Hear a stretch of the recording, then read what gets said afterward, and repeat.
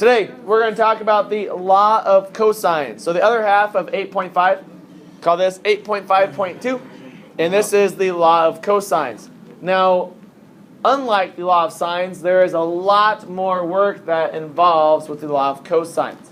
And again, why is it called law of cosines, though? Because it deals with the cosine function. So law of cosines, 8.5.2. Law of cosines. For any triangle ABC with side lengths A, B, and C that are opposite angles A, B, and C, respectively, there are three different formulas for you right there. Now, they're all the same formula. All it's saying, though, however, I like to usually just use the first one. Okay, I like to just look at the first one. All it's saying is that first side squared equals that cosine angle there. So you kind of have to match parts up correctly here. So if I'm looking here, I'm going to talk about A. Well, cosine A, opposite of A. And the other sides would be then B and C. Okay. Now if I look at that, what does that first three parts look like? A squared equals B squared plus C squared. What does that remind you of? Pythagorean theorem. So it's very similar to Pythagorean theorem. But again, why do we use law of cosines? We use law of cosines when we do not know that it's a right triangle. So for instance, this is not necessarily a right triangle. So I'm going to use the law of cosines. So it's A squared equals B squared plus C squared minus 2BC.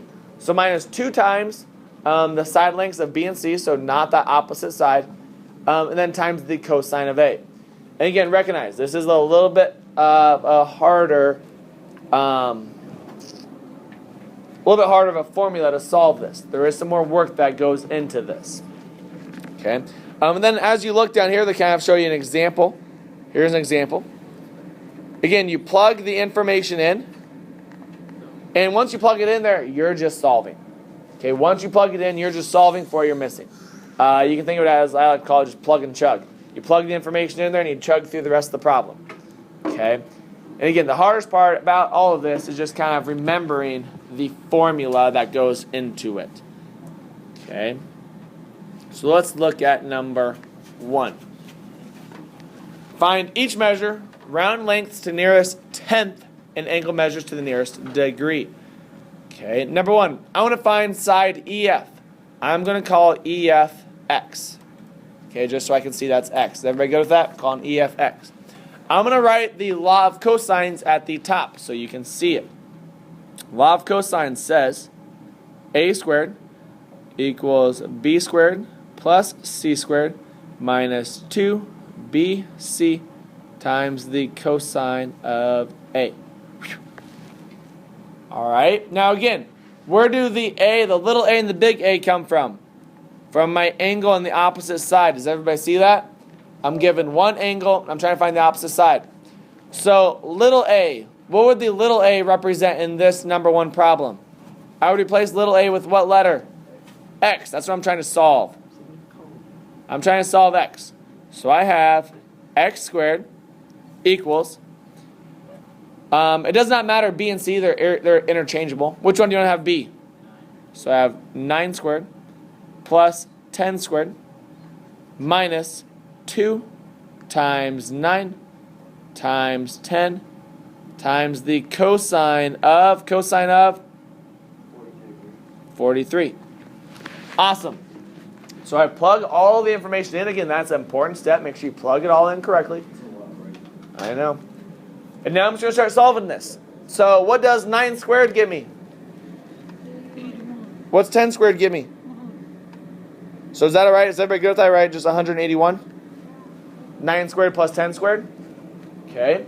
And then I do minus, on your calculators, use 2 times 9 times 10 times the cosine of 43.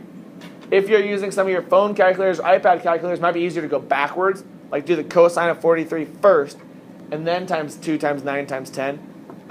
Just kind of depending on what calculator you use. You have to make sure you put it in the correct order. I know sometimes you can get some weird answers, just kind of the way your calculators are read.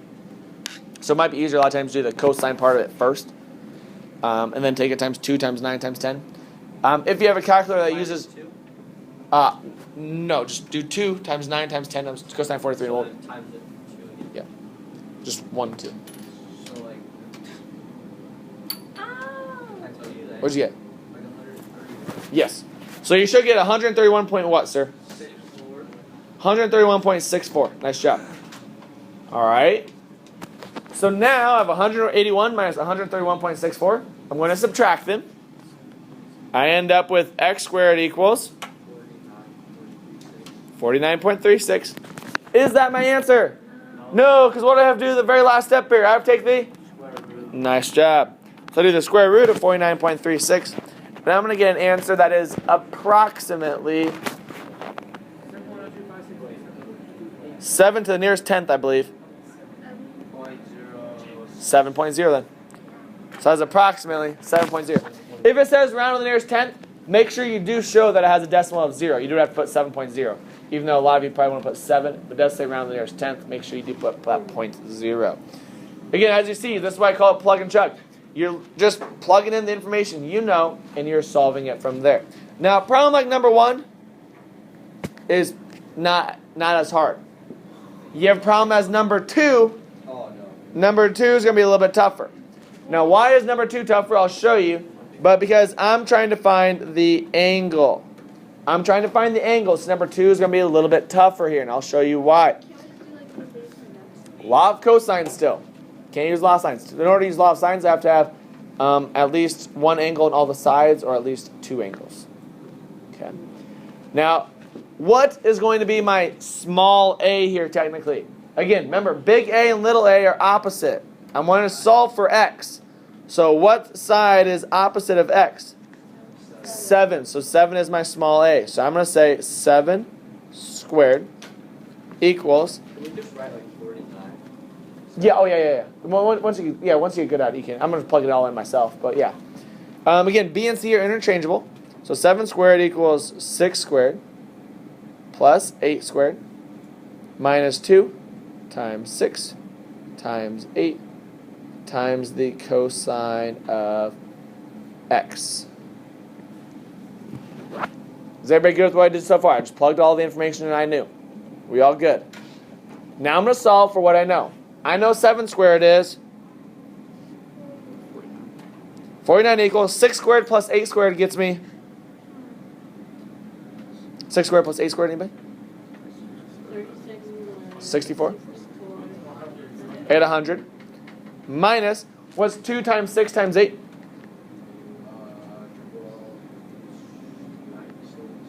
96 cosine of x.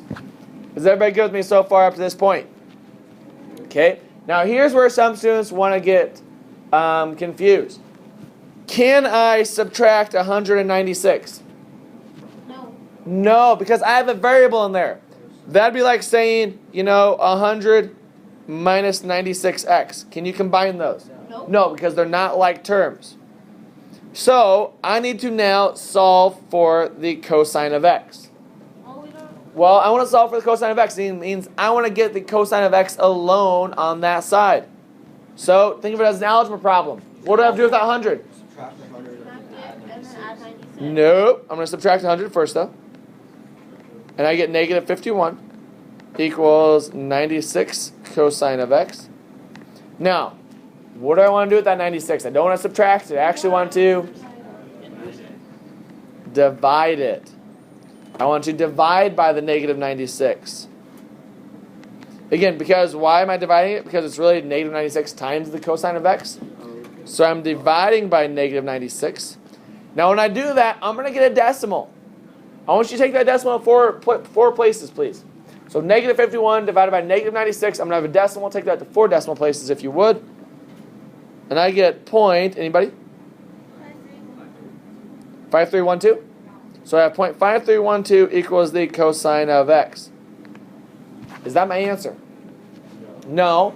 What trig function do I use to find degrees? I have to use the inverse function. In this place, do I use inverse of sine, cosine, or tangent? Cosine. I use the inverse of cosine. So you take cosine inverse of 0.5312, and I'm going to get a degrees. Error. Cosine, make sure you do cosine inverse. 58. And it comes out to be approximately 58 degrees. Nice job. Again, recognize, As you look at problems like numbers 1 and 2, which one takes a little more work?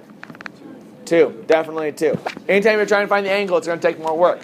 When you're trying to find the side, it's a lot easier, just because it's kind of straightforward. The angles, though, takes a little bit more work. Okay? Let's go on and try number 3. Now, number 3. I need to fix this one. They didn't give you the information I wanted. Okay? RS is 21. And we want to find RT. Okay? RS is 21, and we want to find RT.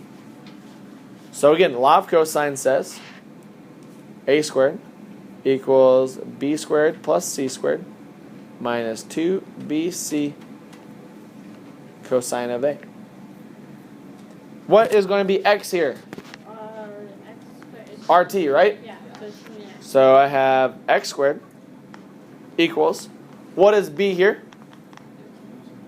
15 squared plus 21 squared minus 2 times 15 times 21 times the cosine of 95. Great. Now I'm going to start working through that problem. I carry down the x squared equals 15 squared plus 21 squared gets me 15 squared is 225. 21 squared is 441. 225 plus 441 gets me 666. Minus 2 times 15 times 21 times the cosine 95. So 2 times 15 times 21 times the cosine 95. When I multiply all of those, I'm actually going to get a negative here. What do I get? I get negative what? 54.90. Okay, that's fine. Because what I'm going to do with those two negatives there then, I'm going to Add them and get a positive. add them. And I end up with x squared equals 666 plus 54.90 gets me 720.9. Is that right? You square. And then the very last thing is I need to take the square root. Square root of 720.9 gets me x is approximately, anybody? Troy?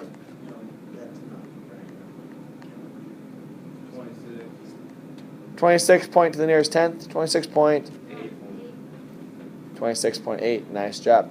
Now let's look at that answer. Does that answer make sense? Again, remember, with respect to inequalities of triangles, the biggest sides opposite the biggest angle. Is 26.8 opposite of the biggest angle? 95 would be the biggest angle because it's obtuse. That would make sense to this problem. Yes, sir? Does that mean they were wrong? No. Okay, let's try number 4. Very similar here. I want to find AB. So AB is I'm going to label as X. Awesome. There's AB. Who thinks they can set this up correctly in the formula? Who can give me all the correct information in the formula for me? What do you got, Gabe? You go x squared equals 11 squared plus 16 squared minus 2 times 11 times 16 then times the cosine of 28. Nice job, sir. That's perfect. X squared equals 11 squared plus 16 squared minus 2 times 11 times 16 times the cosine of 28. And then again, from there, plug and chug. You plugged it all in. Now chug through the rest of the problem. Do the squares, multiply, subtract, and at the very end, find the square root. Take a couple seconds and try number 4. As I work it out, I end up with x squared equals, I think it's 3, is this 77? Minus, what's the other part of that? 309.76. What is it? 309.76, that's what I got. 309.76. And then you subtract them, you end up with like x squared equals a 66 point something. 67.24. He had 67.24. I think some people got 66.2. And then you got to take the square root of that, right? And your square root of that comes out to be x is approximately 8.1, I believe, right? And again, as you look at that, does that answer make sense? Yes. Is that my smallest side, or would that be opposite probably my smallest angle? Yeah, that would make sense to this problem. Okay, good work. All right, 5 and 6 here. Find each measure, round the lengths to the nearest tenth, and angle measures to the nearest degree. Take a couple seconds, try these on your own. They are already set up kind of down below there. You just got to make sure you plug in the correct information and then solve from there. No, but take a couple seconds to try these. All right, let's start walking through these. You see a lot of right answers here. Number 5, I need to find TU. So TU is x. So I have x squared equals 3.5 squared plus 3 squared minus 2 times 3.5 times 3 times the cosine of 58. When I work all of that out, I end up with x squared equals, what's it about, 10 point something, is that right? Yeah, 10.38. About 10.38. And then the very last step is I need to take the square root. Square root of 10.38 is approximately, I think most of us had about 3.2 or 3.1, right? 3.1, nice job. And again, depending on how you round it, you might have answers that differ slightly. Number 6, recognize, number 6, you had to solve for the angle. So GI is 8. So I have 8 squared equals 4.8 squared plus 6.2 squared minus 2 times 4.8 times 6.2 times the cosine of h. Now when you work it out, you end up with 64 equals, is it 61 point something? 61 point what? 48 minus, what's 2 times 9.8 or 4.8 times 6.2? 59.52 cosine of h. Now again, I got to this point. I need to solve for that cosine angle. I cannot subtract these. I cannot subtract them because they have different terms. So I need to subtract the 61.48 to the other side first. And that gets me 2.52 equals negative 59.52 cosine of h. And now I divide by the negative 59.52. Divide by negative 59.52. And I'm going to get a decimal. The decimal is like negative 0.0, is it 432? 423. And what do I have to do with that decimal to find the angle? I have to do the cosine inverse. I do cosine inverse of that decimal right there, and that gets me an angle that is approximately what, Caitlin? Approximately 92 degrees. And again, as I look at this problem, does that angle make sense? Is that opposite of the largest side? Yes, that one is opposite of the largest side. I'll come look at it. All right? And that is everything we're doing today. That is the law of cosines. What happened to the assignments? Law of sines, cosines, we'll go over more of this tomorrow. Just kind of showing you when you can differ between the two. When to use law of sines, when to use law of cosines. But here's your assignment.